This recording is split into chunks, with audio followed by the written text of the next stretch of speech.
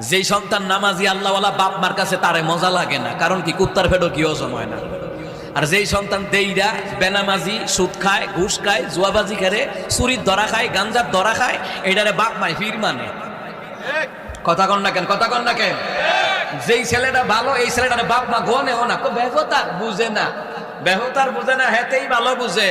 আর তোমার যে সুরসুরটা বানাইছো, গাঞ্জাখুর বানাইছো, ইয়াবাখুর বানাইছো, এই সুরসুরটা যে বানাইছো, তোমার এই সুরসুরটা সন্তান তোমাকে জাহান্নামে নেবে। তুমি বুজুর্গি করে তাহাজ্জুদ পড়বা, নামাজ পড়বা, কোরআন খতম করবা, তোমার ইবাদতের দিকে আল্লাহ সুতাও মারে না। কথা কন ঠিক কিনা?